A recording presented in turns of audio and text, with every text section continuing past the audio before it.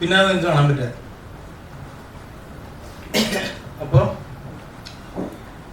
എനിക്ക് തോന്നുന്നു ഇതുപോലൊരു സിനിമ നമ്മുടെ പോലത്തെ ഒരു ഇൻഡസ്ട്രിയിൽ 1.5 വർഷം നമ്മളെല്ലാവരും ഇതിന് പുറകിൽ പ്രവർത്തിച്ച എല്ലാവരും ഒരുപോലെ അധ്വാനിച്ചതിൻ്റെ റിസൾട്ടായിട്ടുള്ള സിനിമ ഇനി ഓഡിയൻസിന് ഒരു വലിയ തിരശ്ശീലയിൽ കാണാൻ കിട്ടുന്ന 28 ദിവസം ആണ് ഉള്ളതെന്നുള്ളതാണ് എനിക്ക് പ്രൈമറി ആയിട്ട് പറയാനുള്ളത്.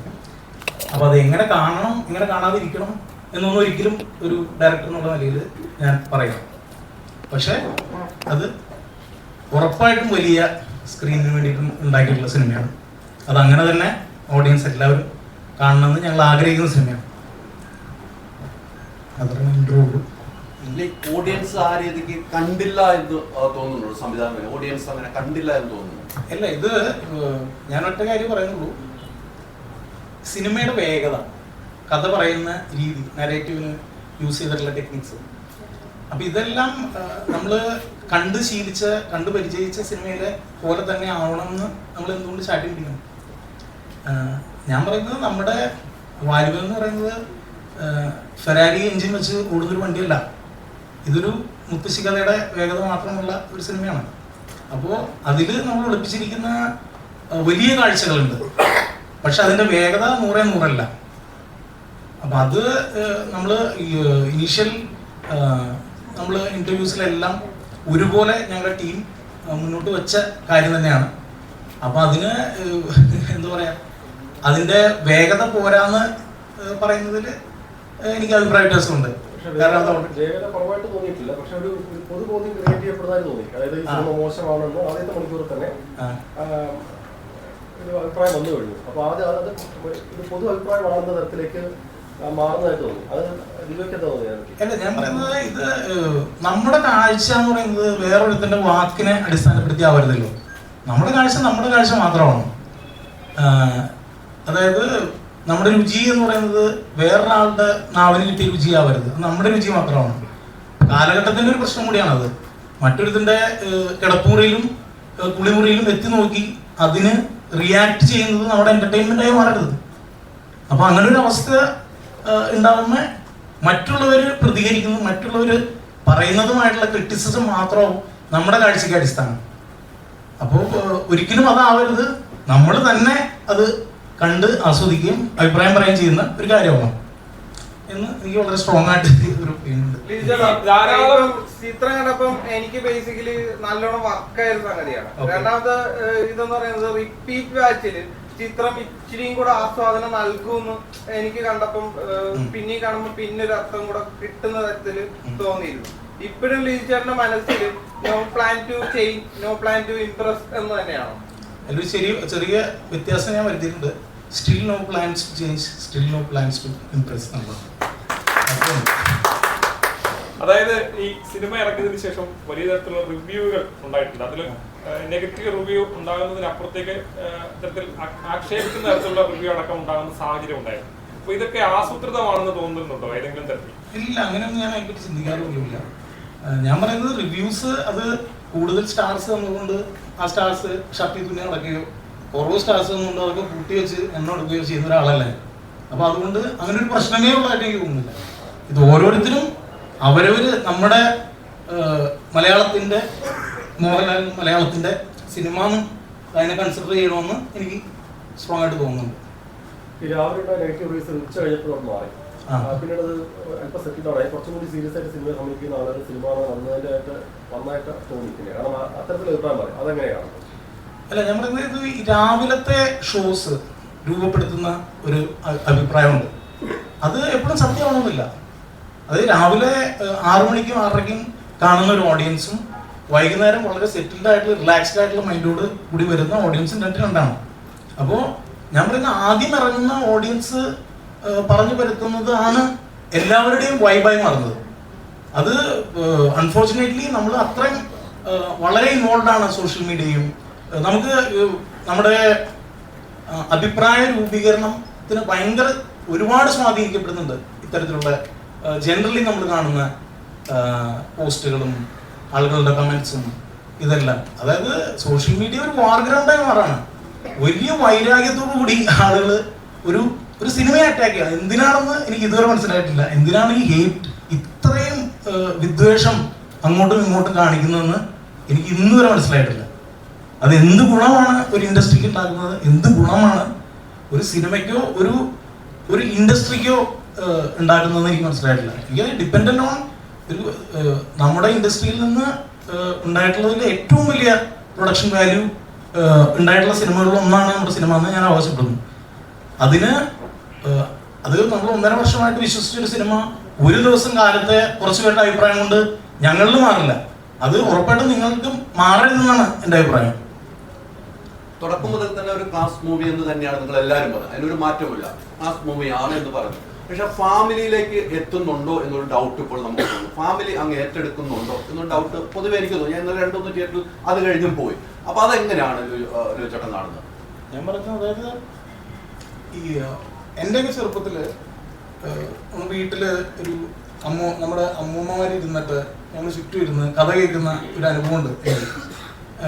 അപ്പൊ അത്തരത്തിലൊരു അനുഭവം ഇല്ലാത്ത ഒരു ജനറേഷനിൽ കൂടെയാണ് ഇനി വരുന്ന ജനറേഷൻസ് ഒരിക്കലും അത്തരത്തിലുള്ളൊരു അനുഭവം കിട്ടാൻ പോകുന്ന ആളുകളല്ല.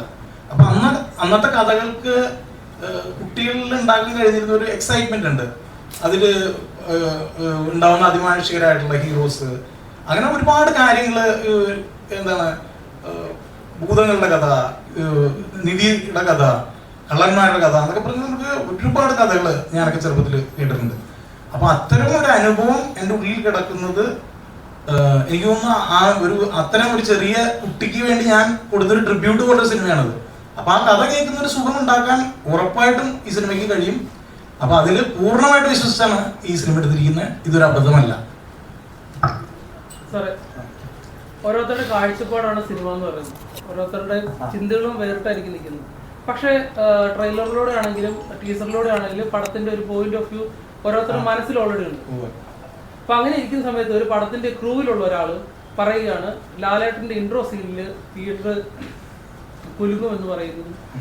അത് ഒരാളുടെ ഒരു വ്യക്തിയുടെ ഒരു അഭിപ്രായമായിട്ട് കാണാൻ നമുക്ക് പറ്റില്ല. കാരണം അത് സിനിമയിൽ വർക്ക് ചെയ്ത ഒരാളുടെ അഭിപ്രായമായിട്ടാണ്. അത് പടത്തിനെ നെഗറ്റീവായിട്ട് ബാധിച്ചിട്ടുണ്ട്. ഒരിക്കലും ഇത് നമ്മൾ ഓരോരുത്തരും അഭിപ്രായം പറയുന്ന പോലെയാണ്.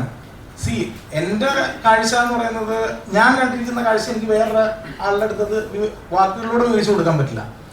അപ്പോൾ അത് വിഷ്വൽസിലൂടെ പകരാനാണ് നമ്മൾ ട്രൈ ചെയ്യുന്നത്.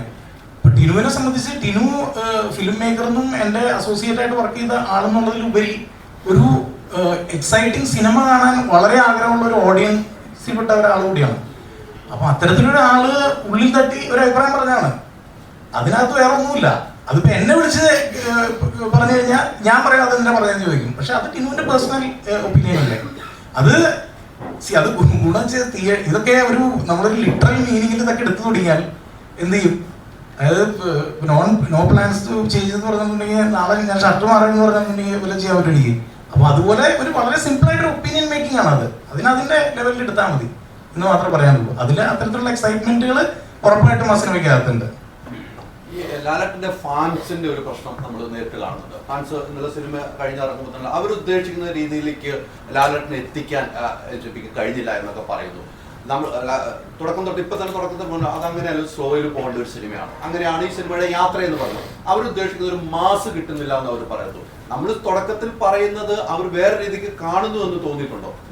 ഇല്ല, ഇത് ഒരാളെയും ഇവിടെ ഇരുന്ന് കുറ്റം പറയാൻ വേണ്ടി ഉള്ളൊരു പ്രസ് മീറ്റ് ഉണ്ടാവും. പക്ഷെ ഞാൻ പറയുന്നു,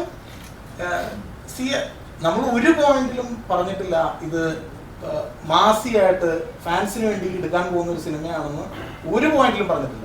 നമ്മൾ കൃത്യതയോടുകൂടി പറഞ്ഞിട്ടുണ്ടായിരുന്നു ഇത് ഒരു അമർച്ചിത്ര കഥാ സ്വഭാവമുള്ള എപ്പിസോഡികളായിട്ടുള്ള ഇവന്റ്സ് ഉള്ള ഒരു യോദ്ധാവിന്റെ യാത്ര ആണ് നമ്മൾ ഫോളോ ചെയ്യുന്നത്.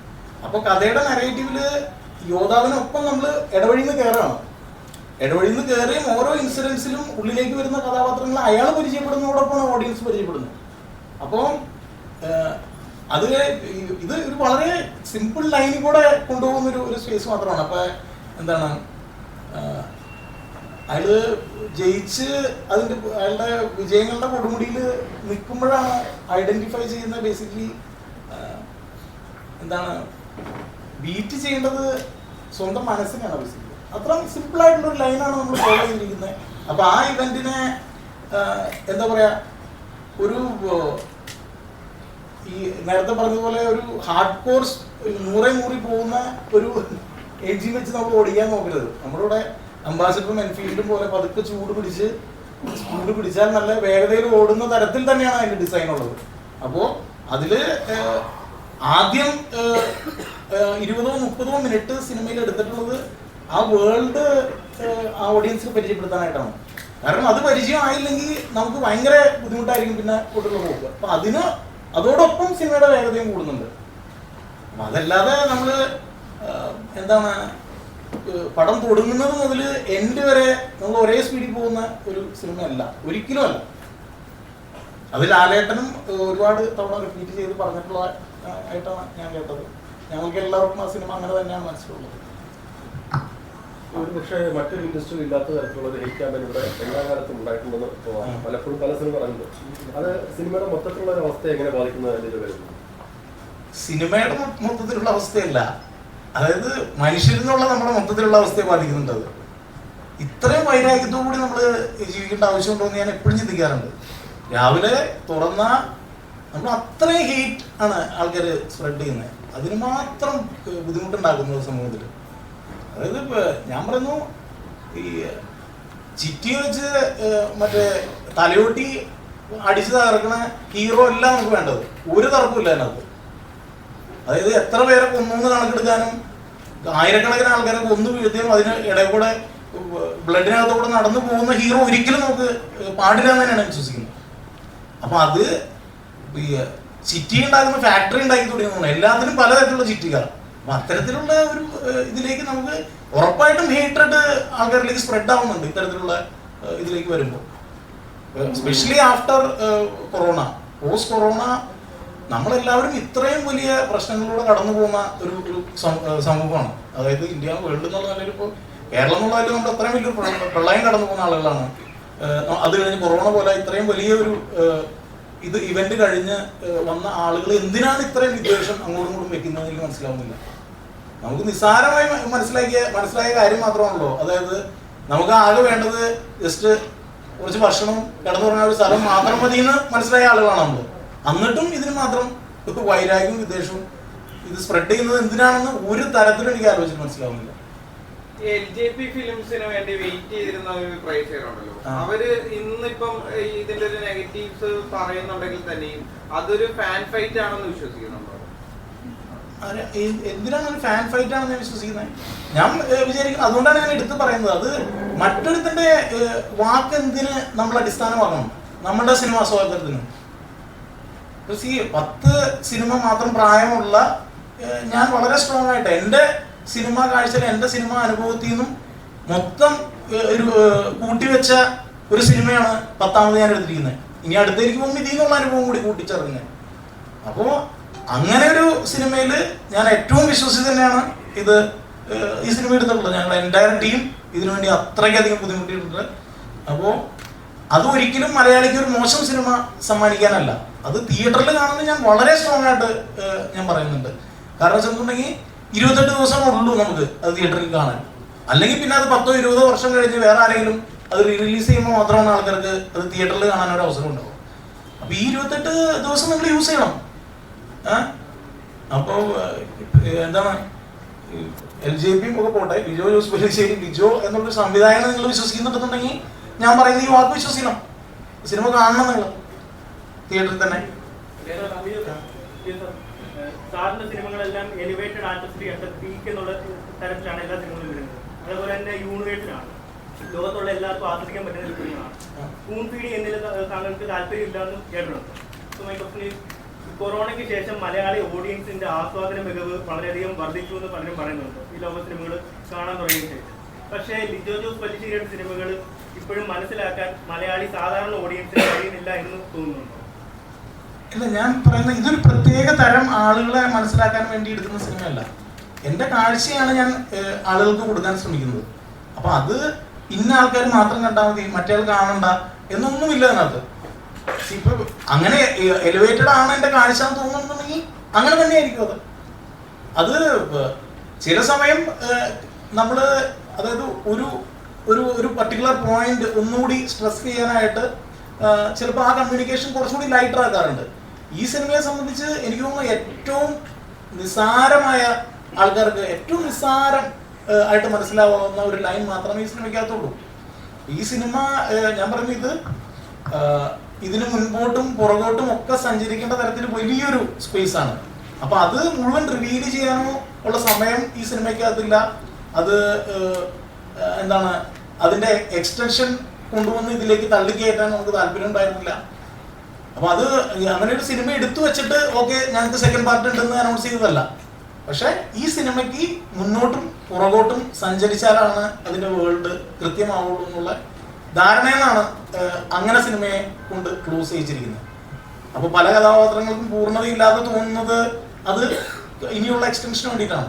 പക്ഷെ അപ്പോഴും ഇതിനെല്ലാം ആധാരം ഈ സിനിമ കൃത്യമായിട്ട് തിയേറ്ററിലും മറ്റിടങ്ങളിലും വളരെ കൃത്യമായിട്ട് വർക്കാവുക, ഇതിന് പുറകിൽ നിന്നിരിക്കുന്ന നമ്മുടെ പ്രൊഡക്ഷൻ, ഷിബു ചായന്മാ, ജോൺ ആൻഡ് മേരി ക്രിയേറ്റീവ്, കൊച്ചുമഞ്ചായൻ്റെ സെഞ്ചുറി ഫിലിംസ്, മാക്സ് ലാബ്, നമ്മുടെ തന്നെ കമ്പനി ഇതിൻ്റെ ഭാഗമാണ്. അപ്പോൾ അതായത് അവരെല്ലാം അത്രയും സപ്പോർട്ടിംഗ് ആയിട്ട് നമുക്ക് ഈ പ്രൊഡക്ഷന് നിന്നിട്ടുണ്ട്. കാരണം അത്രയും എക്സ്പെൻസീവ് ആയിട്ടുള്ള ഒരു ഷൂട്ടായിരുന്നു.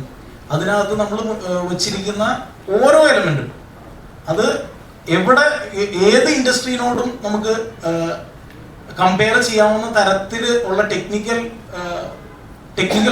ക്ലെൻലിനെസ് അതിന് കൊണ്ടുവരാൻ നമ്മൾ ശ്രമിച്ചിട്ടുണ്ട് എല്ലാ ഡിപ്പാർട്ട്മെന്റും. അപ്പൊ ഇതൊക്കെ കൺസിഡർ ചെയ്തുകൊണ്ടാണ് ചില കാര്യങ്ങൾ ഇങ്ങനെ തന്നെ പറയുന്നത്. ഒരു സെക്കൻഡ് പാർട്ട് എന്ന നിലയിലേക്ക് സിനിമ കൊണ്ട് വെച്ചിട്ടുണ്ട് തീർച്ചയായിട്ടും. ഇപ്പൊ രവിചേട്ടൻ പറയുകയും ചെയ്തു ചില സ്ഥലങ്ങളിൽ കണക്ട് ഇല്ലാതെ പോകുന്നു, അതിന് വേണ്ടിയാന്ന് പറഞ്ഞിട്ടുണ്ട്. അങ്ങനെ ആള് പ്രേക്ഷകർക്ക് തോന്നി എന്ന് കൃത്യമായിട്ട് അല്ലല്ല, അതല്ല. അതായത് ഇപ്പൊ അവസാനം സിനിമ കൊണ്ട് എൻഡ് ചെയ്യുന്ന സ്ഥലത്ത് ഇപ്പൊ അയ്യനാറ് കഥാപാത്രം അവസാനിക്കുന്നില്ല.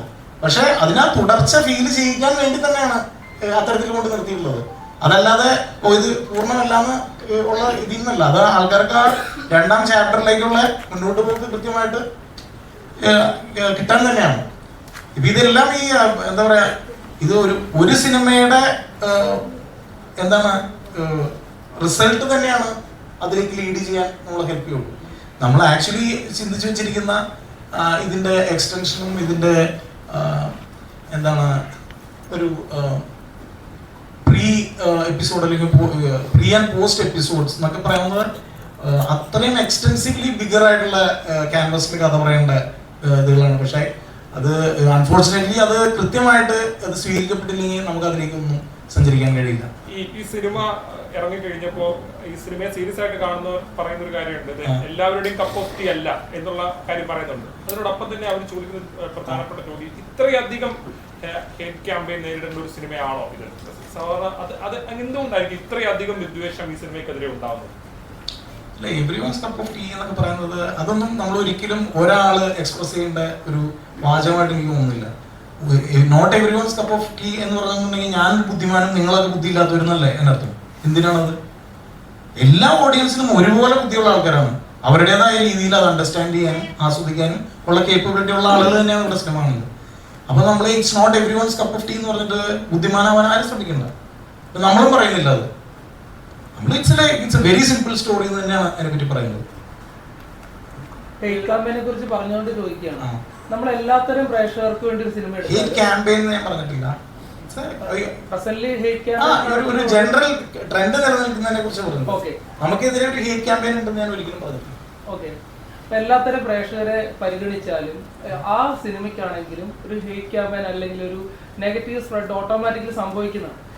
അങ്ങനെയാണെങ്കിൽ എത്ര ഹേറ്റ് ക്യാമ്പയിൻ ഉണ്ടായാലും നെഗറ്റീവ് സ്പ്രെഡ് ചെയ്താലും നല്ല സിനിമകൾ വിജയിക്കുമെന്ന് വിശ്വസിക്കുന്നുണ്ട് സാർ. അതായത് ഇന്ന് വൈകുന്നേരം സിനിമയ്ക്ക് പോകാനിരിക്കുന്ന ഒരു ഫാമിലി, അതിന്റെ അയലക്കത്ത് ഒരുത്തം വന്നു കഴിഞ്ഞിട്ട് എന്റെ പൊന്നിയായിട്ടാ ടിക്കറ്റ് എടുക്കില്ലേ എന്ന് പറഞ്ഞിട്ടുണ്ടെങ്കിൽ അവരൊന്നും വേണ്ടാന്ന് വയ്ക്കും. അത് തന്നെയാണ് ഹേറ്റ് ക്യാമ്പയിൻ. അത് പക്ഷെ കുറച്ചുകൂടി ലാർജർ ഫോമിലാണ് നമ്മൾ കാണുന്നത് മാത്രം. അപ്പൊ അങ്ങനെ പറഞ്ഞ് അവര് സിനിമ കാണാൻ ആഗ്രഹിച്ചിരിക്കുന്ന ആൾക്കാർ പോലും വേണ്ടാന്ന് വെക്കുന്ന അവസ്ഥയിലേക്ക് നമ്മൾ കൊണ്ടുപോകരുത്. അത് എന്തിനാണ് അങ്ങനെ ചെയ്യുന്നതെന്നാണ് ഞാൻ ചോദിക്കുന്നത്. നമുക്കുള്ളതുപോലെ വേറൊരാൾക്കും ഒരു സിനിമയെ വിലയിരുത്താനുള്ള കഴിവുണ്ടെന്ന് വിശ്വസിക്കുന്ന ഒരാളാണ് ഞാൻ. അപ്പൊ മലയാളി ഓഡിയൻസിനെ നമ്മൾ ഒരിക്കലും അവര് ഇത് കണ്ട് മനസ്സിലാക്കാൻ ബോധ്യപ്പെട്ട അതിനുള്ള വിവരമില്ലാത്ത ആൾക്കാരാണെന്ന് എന്തിനാണ് നമ്മൾ ചിന്തിക്കുന്നത്? എന്തുകൊണ്ടാണ് മറ്റൊരുത്തന്റെ വാക്ക് നമ്മൾ വിലക്കെടുത്തുകൊണ്ട് ഒരു സിനിമ കാണാതിരിക്കുന്നത്? അത്രേ ഉള്ളൂ. ഈ സിനിമയുടെ കണ്ടന്റ് അപ്പുറത്തേക്ക് മോഹൻലാൽ നടനെ കൂടെ ടാർഗറ്റ് ചെയ്തുള്ള ആക്രമണം നടക്കുന്നതായിട്ട് ലിജോയ്ക്ക് തോന്നിയിട്ടുണ്ട്. ഇത് ഞാൻ പറയും, ഇതെല്ലാം ഒരു കോമൺ ആസ്പെക്ട് ആയിട്ടാണ് ഞാൻ കാണുന്നുള്ളത് തന്നെ. അല്ലാതെ ഇത് നമ്മുടെ സിനിമ നമ്മൾ ഇതിനുള്ളിൽ പ്രവർത്തിക്കുന്ന എല്ലാവരും ഏറ്റവും 100% കൊടുത്ത് വർക്ക് ചെയ്തൊരു സിനിമ തന്നെയാണ്. ഞങ്ങൾ മറ്റൊരു കാര്യത്തെ പറ്റി ആലോചിക്കുന്നില്ല. ഞങ്ങൾ ഉണ്ടാക്കിയ ഏറ്റവും ഓണസ്റ്റിയോടുകൂടി മുന്നോട്ട് വെച്ച പ്രോഡക്റ്റിനെ പറ്റി റോങ് ആയിട്ട് സംസാരിക്കുന്നതിനെ പറ്റി നമ്മൾ സംസാരിക്കുന്നുള്ളൂ. അത് എന്തുകൊണ്ട് ഇങ്ങനെ കാണണം എന്ന് പറയാനാണ് ഞാൻ. ഇതൊരിക്കലും നമ്മൾ ദയവ് ചെയ്ത് നമ്മുടെ സിനിമ കാണണേ എന്നുള്ള അപേക്ഷയല്ല. ഇത് നമ്മൾ ഇത്രയും നല്ലൊരു പ്രോഡക്റ്റ് ഉണ്ടാക്കി നിങ്ങൾ മുൻപിൽ അവതരിപ്പിച്ചിട്ടുണ്ട്. നിങ്ങൾ ഉറപ്പായിട്ടും ഇനിയുള്ള 28 ദിവസം എന്ന് ഞാൻ വിശ്വസിക്കുന്നു. അതിൽ കുറഞ്ഞ ദിവസമാണ് ഇതുപോലൊരു സിനിമയെ സംബന്ധിച്ച് തിയേറ്ററിൽ എന്ന് ഞാൻ വളരെ സ്ട്രോങ് ആയിട്ട് ബിലീവ് ചെയ്യുന്നു. അപ്പൊ ആ തിയേറ്റർ അനുഭവം അതിന്റെ ഏറ്റവും നല്ല സൗണ്ടിൽ ഏറ്റവും നല്ല വിഷ്വലിൽ തന്നെ മലയാളി കാണണമെന്ന് ഞാൻ സ്ട്രോങ് ആയിട്ട് ബിലീവ് ചെയ്യുന്നു. കാരണം നമ്മുടെ ഇൻഡസ്ട്രിയുടെ സിനിമയാണത്. അത് തന്നെ. ഈ പടം ഇറങ്ങുന്നതിന് മുമ്പ് നമ്മുടെ ട്രെയിലറിൽ നിന്നൊക്കെ നമുക്ക് കിട്ടിയ ഒരു കോൺഫിഡൻസ് ഉണ്ട് പടം കാണാൻ. ആദ്യ ദിവസം കഴിഞ്ഞപ്പോഴത്തേക്കും കുറച്ച് നെഗറ്റീവ് വന്ന് അതിൽ കുറച്ച് താഴ്ന്നു. പക്ഷെ അൾട്ടിമേറ്റ്ലി ലിജോ എന്ന ഡയറക്ടറിനെ എല്ലാവരും ഇട്ട് നോക്കുന്നുണ്ട്. അദ്ദേഹത്തിന്റെ കോൺഫിഡൻസ് എന്താണ് സിനിമ എന്നുള്ളത്? എന്താണ് ബാലവൻ എന്ന സിനിമയിലെ ഡയറക്ടർ മുന്നോട്ട് വരുന്നത്? ഇത് ഇപ്പോ നമ്മൾ വളരെ കൃത്യമായിട്ട്, അതായത് ഈ ലാലേട്ടനെ നമ്മൾ കാണേണ്ടുന്ന രീതിയിൽ തന്നെയാണ് അവതരിപ്പിച്ചിട്ടുള്ളതെന്ന് നമുക്ക് കൃത്യമായ ധാരണയുണ്ട്. അതായത് നമ്മൾ ഒരുപാട് കാലമായിട്ട് മിസ് ചെയ്യുന്ന കാര്യങ്ങൾ, ലാലേട്ടൻ ചെയ്യുന്നതായിട്ട് മിസ് ചെയ്യുന്ന കാര്യങ്ങൾ, വളരെ ഹീറോയിക് ആയിട്ടുള്ള ചില മൊമെന്റ്സ്, ലാലേട്ടനിലെ ഒരു ലവർ എന്ന് പറയാവുന്ന ഒരു ആംഗിള്, അയാളുടെ കളി പറയുന്ന ഒരു എല്ലാത്തിനെയും നമ്മൾ ടച്ച് ചെയ്തിട്ടുണ്ട്. അതിൽ എക്സ്ട്രാ ഓർഡിനറി ആയിട്ട് ഉള്ളൊരു പെർഫോമൻസ് പീസ്, ഇതെല്ലാം നമ്മൾ ചേർത്ത് വെച്ചിട്ടുണ്ട്. അപ്പോൾ ഒരിക്കലും നമ്മൾ പുള്ളിയെ ഉപയോഗപ്പെടുത്തിയില്ല എന്ന് ഉള്ളൊരു തോന്നലല്ല അത് ഉണ്ടാക്കുന്നത്. അപ്പോൾ ഇത് ഉറപ്പായിട്ടും മലയാളത്തിന്റെ മോഹൻലാൽ അവതരിക്കുന്ന നമ്മൾ എഴുതുമ്പോൾ തന്നെ അത് അങ്ങനെ ബിലീവ് ചെയ്തുകൊണ്ട് എഴുതിയതാണ്. കാരണം നമ്മളെല്ലാവരും ആഗ്രഹിക്കുന്ന തരത്തിൽ രൂപത്തിൽ മോഹൻലാൽ എന്ന നടനെ പ്രസന്റ് ചെയ്യണമെന്നുള്ള വലിയ ആഗ്രഹത്തോടു കൂടി തന്നെയാണ് നമ്മൾ ഈ സിനിമയുടെ ഭാഗമായത്. അപ്പോൾ അതിന് എല്ലാം ചേർന്ന് വന്നു. ഒടുവിൽ അത് തിയേറ്ററിലേക്ക് മുമ്പിൽ എനിക്ക് തോന്നുന്നു, അതായത് ഈ അതിയായി സന്തോഷിക്കുകയോ അതിയായി ദുഃഖിക്കുകയോ ഒരു സിനിമയുടെ സക്സസ് ചെയ്യുന്ന ഒരാളല്ല ഞാൻ. അപ്പോൾ ഇത്രയും കാലം കഴിഞ്ഞിട്ട് ആക്ച്വലി ഒരു സിനിമ ഓഡിയൻസിനെ കാണിക്കാൻ ഭയങ്കരമായ കൊതി തോന്നിയ ഒരു സിനിമയാണ് എനിക്കത്. അപ്പൊ അതിന് വരുന്ന റെസ്പോൺസ് ഷോക്കിംഗ് ആയിട്ടുള്ള തരത്തിൽ എനിക്ക് തോന്നി. അത്രേ ഉള്ളൂ. അതാണ് വാലിബിനെ കുറിച്ച് നമുക്ക് പറയാനുള്ളത്.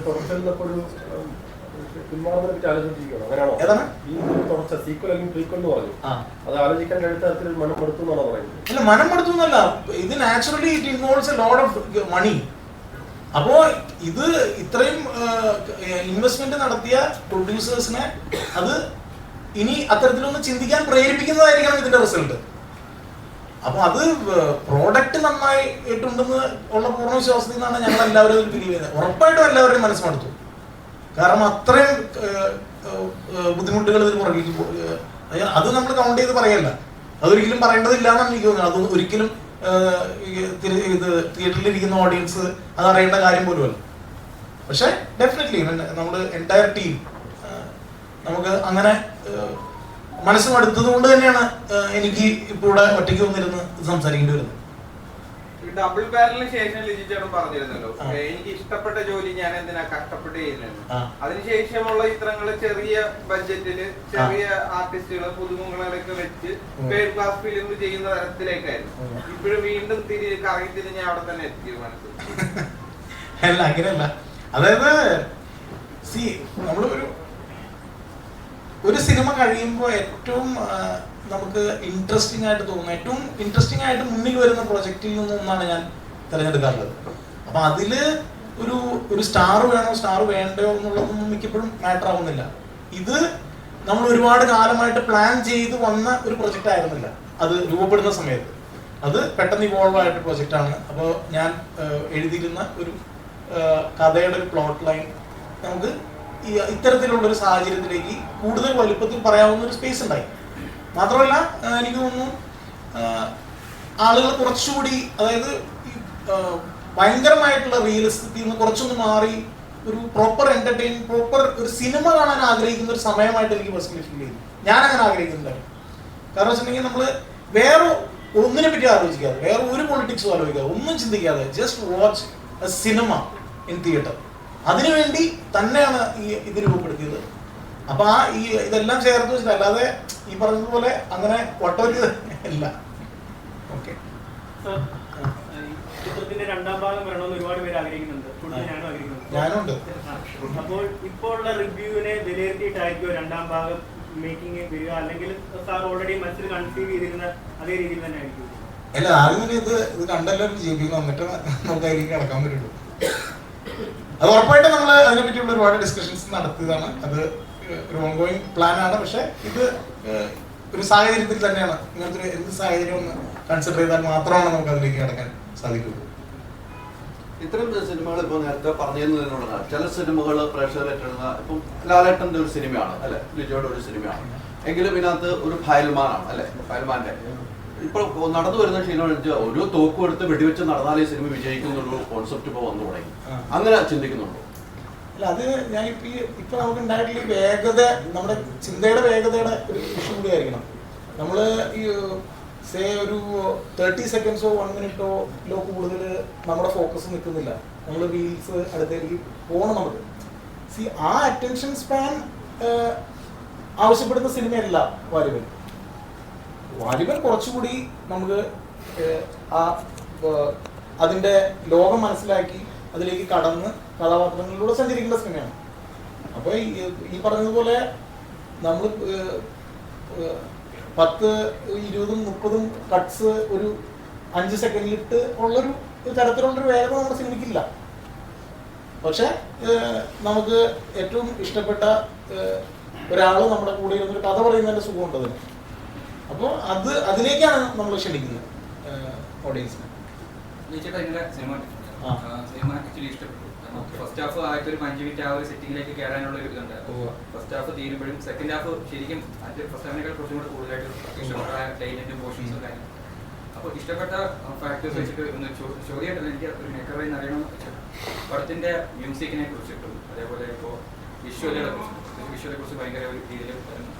അതിനെ കുറിച്ചിട്ടൊന്ന് ചേച്ചേണ്ടത് അറിയണമെന്നുണ്ട്. അതേപോലെ തന്നെ ഒരു കാര്യം കൂടെ വെച്ചാൽ ഈ പടത്തിന്റെ കാസ്റ്റ് ഇപ്പൊ ലാലേട്ടനുണ്ട്, ലാലേട്ടനുണ്ട്, ബാക്കി എല്ലാവരും ഇപ്പൊ ഡാനിഷ് സൈറ്റിൽ പെർഫോമൻസ്, അതേപോലെ ലാലേട്ടൻ അതിനായിട്ട് ഈ ആക്ടേഴ്സിനൊക്കെ ഒരു ഫിറ്റ് ചെയ്തൊരു പ്രോസസ് ഉണ്ടാവും. ഇങ്ങനെയാണ് ഇവർ പ്രത്യേകിച്ച് ഡാനിഷ് സൈറ്റ് നമുക്ക് വേറൊരു ഫോർമാറ്റിലാണ് അറിയാം.